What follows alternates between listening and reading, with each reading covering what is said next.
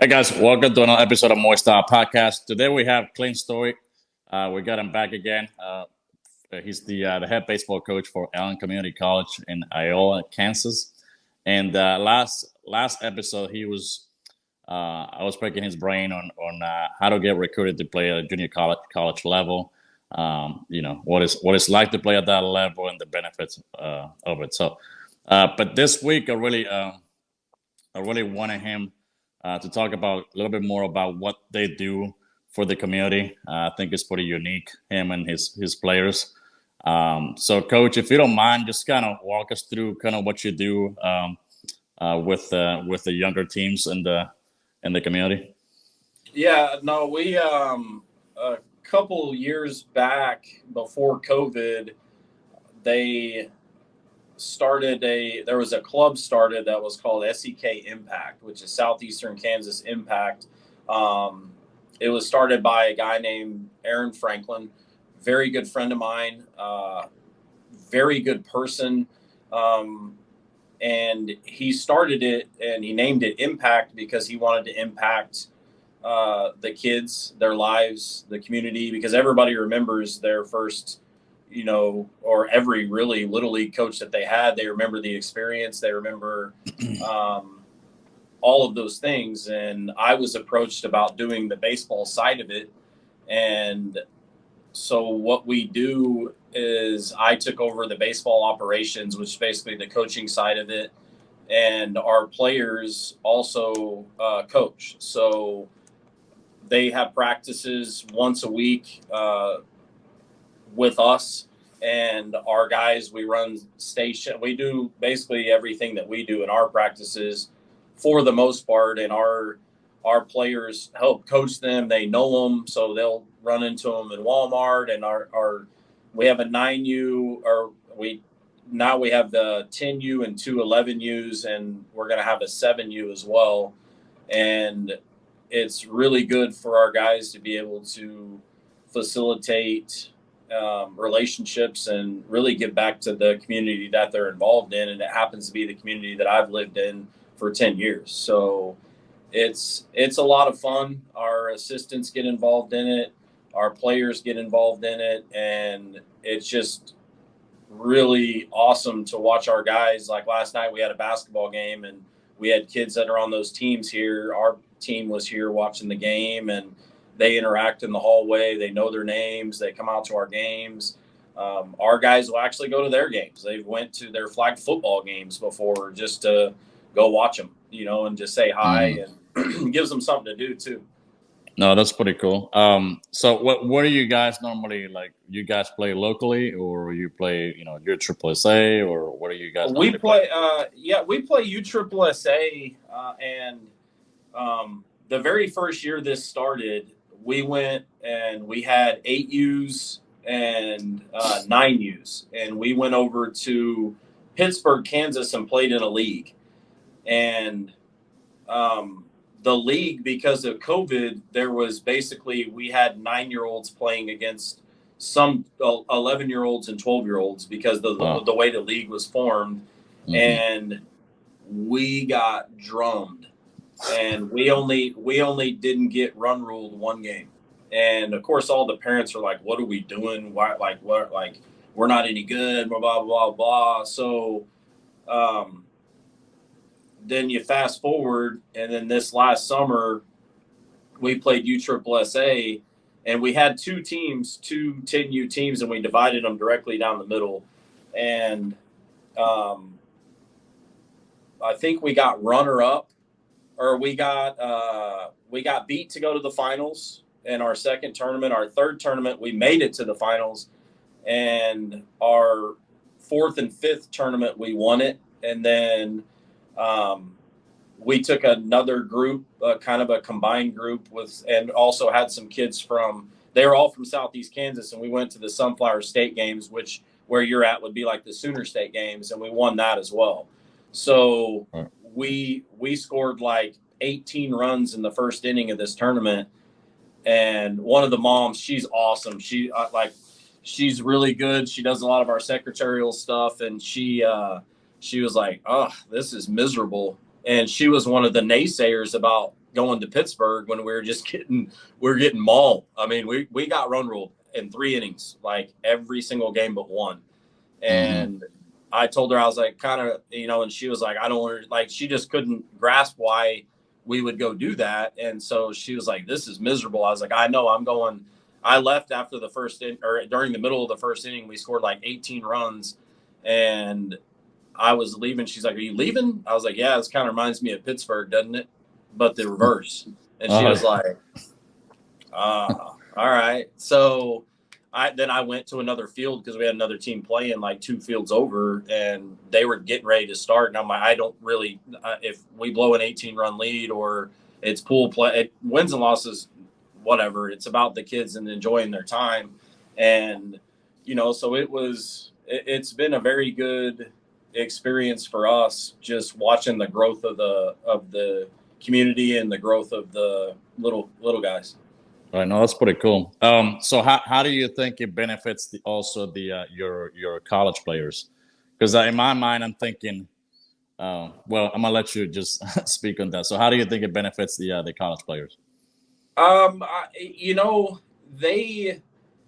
I know for me, it would seem that it would kind of be annoying, that you're done with your practice, you go eat dinner, and instead of going and doing what you want to do, you got to come back for an hour and a half or 2 hours and coach little kids. Mm-hmm. But if it is annoying to them, they do a great job of faking it because they really seem to enjoy it.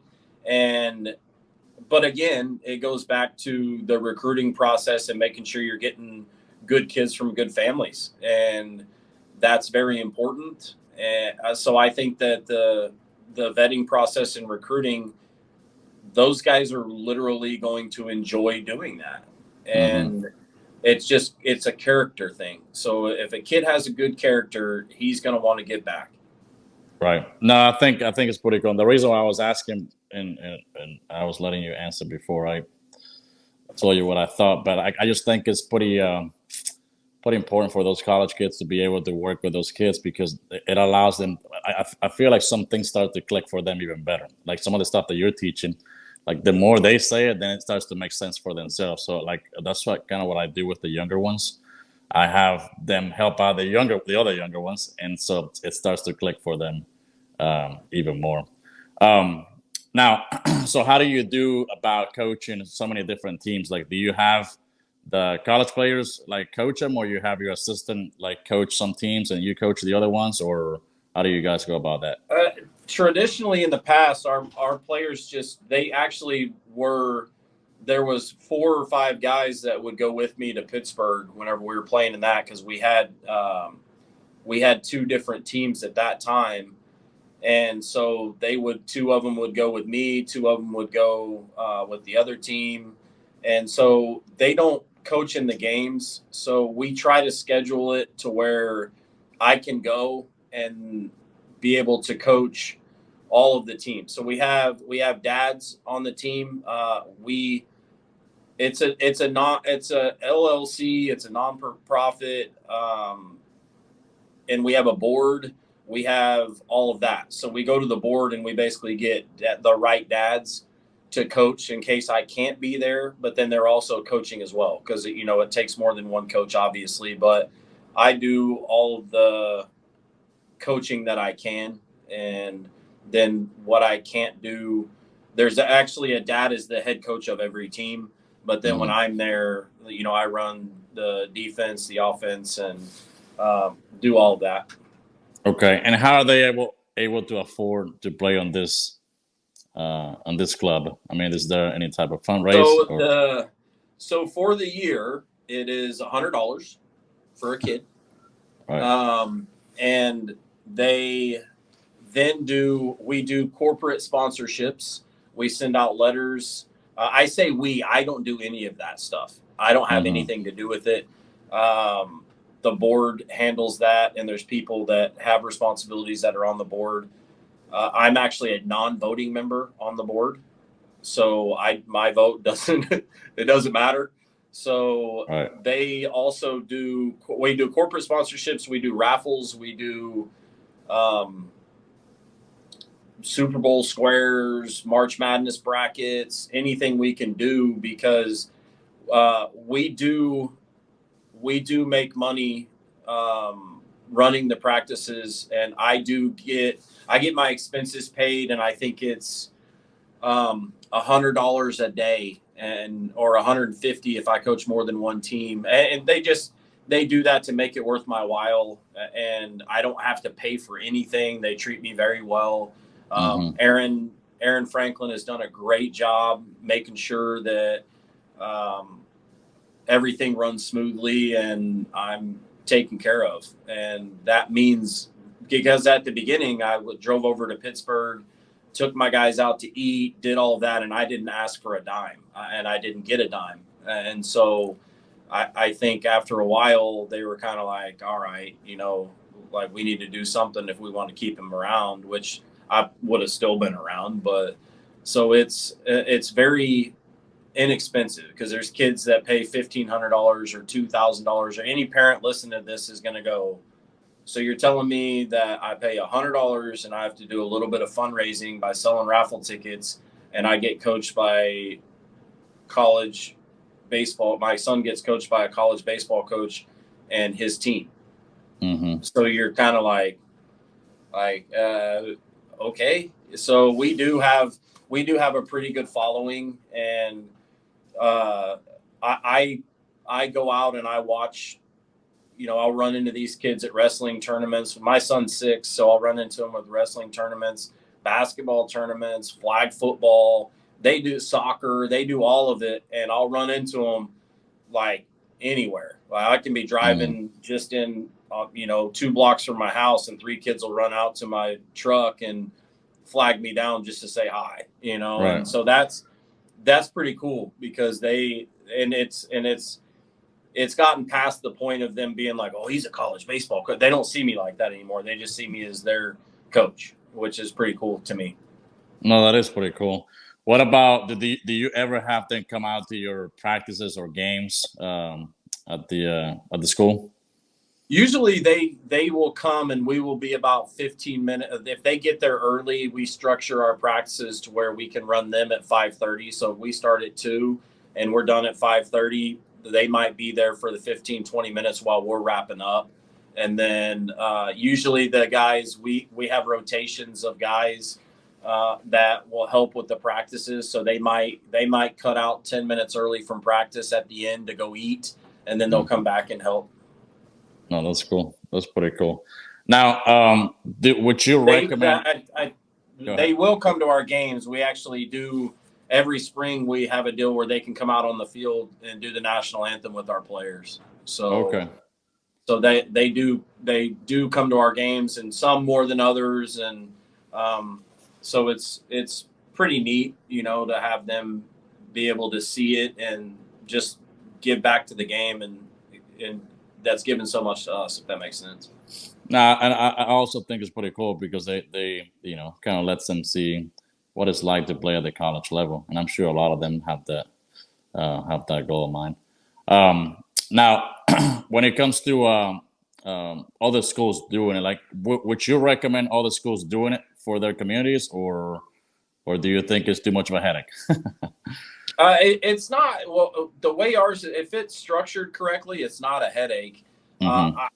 I advocate for anyone to get back to their community and grow the game. That's why I'm in the business that I'm in. That's why I do it, because the game gave back to me. I don't know what I would be doing right now if it wasn't for baseball. Right. No, that's a pretty good point. And then obviously, I pretty much already asked you this, but how do you think it would benefit college players just to coach 10U teams or 9U teams or 11U teams or younger teams? Like, how would it benefit them?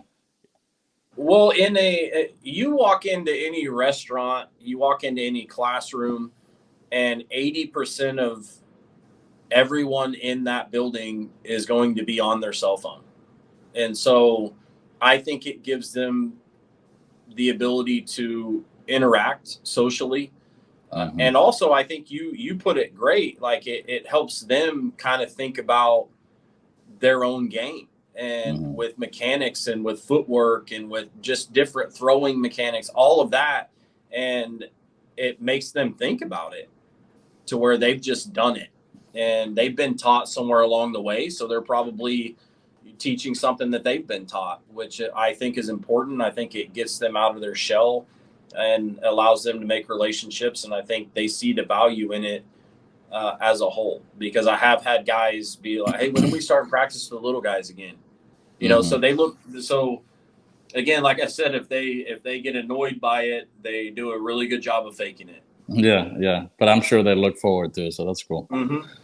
Now, I don't want to keep you here too long. I wanted to make this a shorter interview, but I really want people to know kind of what you guys do outside of just school. You know, how you help out the community and everything. But what advice would you give to those travel ball coaches out there, and even myself, because I coach travel ball, or dads that coach travel ball? What advice would you give them? Breathe. You said breathe. Yeah, breathe. Right. That's if you go to any youth game, you won't find it with us. But Right. you go to any youth game, I would tell the travel ball coaches to allow the kids to learn the game by playing it. You go to any game and you will hear it. It's a kid swings at a pitch at his eyes, and hey, that one's high, or hey, you're late. Hey, you're this. Hey, you're that. Hey, you're this. Hey, you're okay. You're fine. Stop crying. You struck out. You're fine. We get in such a huge habit of pointing out the obvious and telling these kids how they're feeling when you don't know how they're feeling. Is that kid crying because he feel like he was in the backyard with his dad that he only gets to see part of the time because it's split custody, and his dad threw him 1,000 balls over the weekend because it was his weekend to have with his son, and he struck out, so he feels like he feels like he failed his dad, and his dad's not proud of him. And then you're telling him you're fine. No, that kid's not fine, because it hurt him to not have the success. So you allow him to process it himself, because I've done that, and I've allowed kids to process it themselves. And what happens is they turn around and they will come to me with stuff. And I had a 10-year-old several times. It's happened a lot, but I had a 10-year-old tell me deep stuff. And he was like, yeah, and it comes after the game. Maybe we have a game in between, and he sits in a lawn chair next to me, and we're waiting to go play again. And he's like, yeah, I blah, blah, blah, blah about my dad or my mom, or, this person always yells at me, or this person does this. And so we talk through it. And I think that becomes important too, is you got to be, if you're out doing it because of your own ego and because you like to win and you think winning's the most important thing, what do you do whenever it's done? Right. What do you do when it's over? When you can't ever play again, or that 11U season's done and you won state? You do a couple different things. If you're that guy, is you go and you blast it on Facebook because you want the attention of it. And it's not posting like I understand parents post pictures of the team and the trophy and we won. That's fine. But if it's the first thing that comes up in conversation whenever I meet you and you find out that I'm a college baseball coach and you want to tell me how good your 11U team was 3 years ago, that's not okay. So my advice would be just breathe. Let the kids play. Just you got 2 ears and 1 mouth, so you should listen twice as much as you talk. Just listen to your kids. Right. Yeah, that's pretty good advice, because I've been coaching travel ball now for I think 5-6 years now, and I feel like I've seen enough, and it's kind of sad how the the coaches can get pretty intense, and they also try to.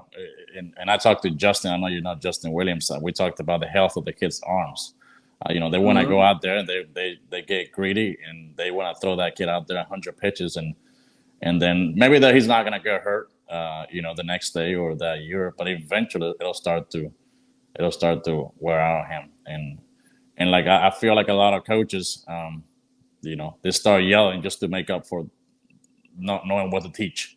So that's what I've Uh, noticed. They're like, catch the ball. Like they don't tell him how to catch it. They just catch the ball. Like obviously he's not out there trying to miss yeah. every ball.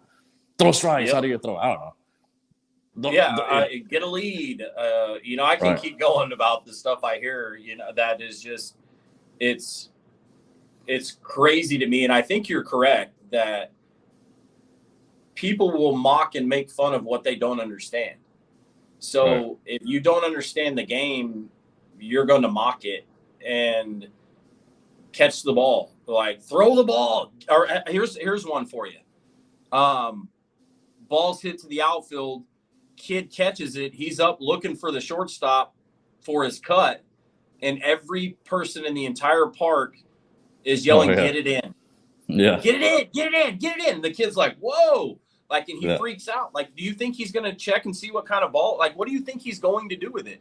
Let's not yell, "Get it in," and just see what happens. If he hangs on to it, the shortstop's going to yell, like, "Hey, throw me the ball!" Right. Like, let them do it. So you're yelling, "Get it in!" Like, what do you think he's going to do with it? Take it Yeah. home with him? Like, he knows what to do. His cut ain't even turned around yet, because he had to go cover second, and then and then it breaks the barrier. So then that plays at third. So he's got to get out there. So he's running over there to get out there. And the guy's not looking at him, but everybody's yelling, "Get it in." And then the Right. kid sits there and pump fakes it. And so they yell louder. Like Hmm. it's anybody in their job. I don't care what it is, but I don't go get my oil changed and crawl underneath the car with the mechanic and start yelling at him like, "No, that's the plug right there. Put the plug in. Put the plug in." No, you don't do that. That's a good Like, point. so allow them to just play. It's not about you. It's not. It's about them. And the Right. amount of kids that if they get out or they swing at a bad pitch or they do something negative, they always look where? Right. They To look their at the parents. coach. Yeah. The parents. Yeah. They look at their parents, every single one of them. So our parents, I've had conversations with them that they don't yell. They just sit there. The kids have stopped looking at them. Right. They'll, I don't look at them if they do something bad. I just go about my business. And so they Mhm. have to process it because baseball is the ultimate game of failure. You fail 70% of the time offensively in the big leagues, you're a Hall of Famer. Right.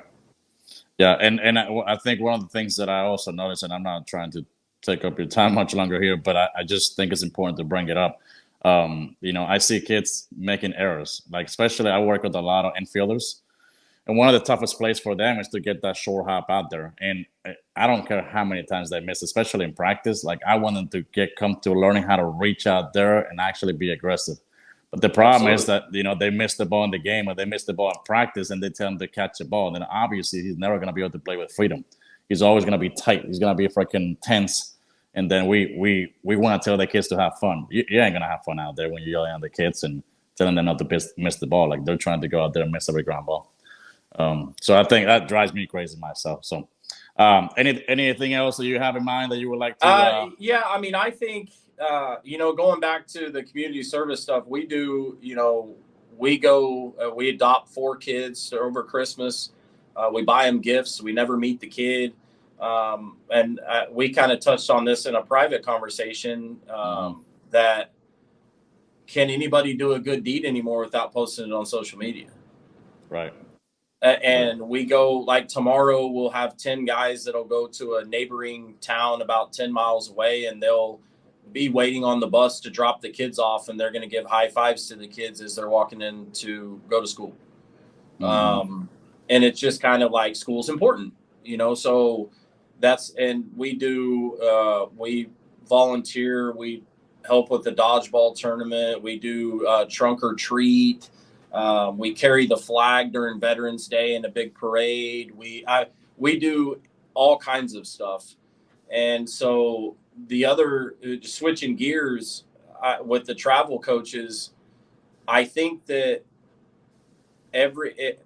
a coach will realize, if you can come to a realization that nothing is ever the kid's fault, it's your fault as a coach, then you'll figure it out. And I'm not talking physical errors, I'm talking mental errors. Because if you train until you can't get it wrong. And so if a kid messes up, that's your fault as a coach because you didn't have them prepared well enough. Right. No, that's not a good physical point. errors, because those are going to happen. Yeah. And what you said about social media, I'm I'm on social media a bunch. I post all the time, but I think it's got pros and cons. Like, like kind of like what you're saying. Doing a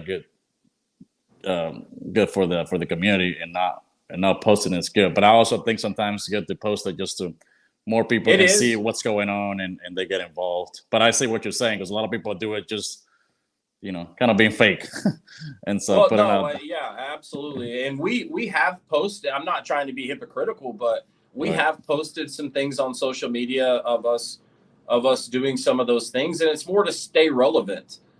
We don't post everything. It's more to stay relevant than it is anything else.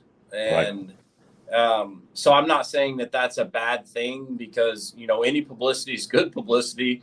I've heard someone say that before, and it makes sense. But I don't want our guys to get in the habit of thinking that we're doing these things for clicks or likes. That's what I'm trying to get at. Right. No, that's a good point. Well, Coach, I really appreciate you again for your time. I know I had you last episode, and I really wanted people to see this side of you and your school and what you guys do for the community. And again, if you guys are watching this on YouTube, I'm gonna leave the link below for you guys to check out the website of the school. I think if you're in the area, I think it'd be cool to check it out. So, and again, if you guys are watching this on YouTube, please subscribe, give it a thumbs up, and remember, keep it Moy Style. Hey guys, Moy Style Baseball here. If you're interested in having me come out to your city for a fielding camp or a hitting camp, or if you're in the Oklahoma area and you're looking for private lessons or group lessons, you can shoot me a text at 251-509-3815. You can also email me at moystyle33@gmail.com. Keep it Moy Style.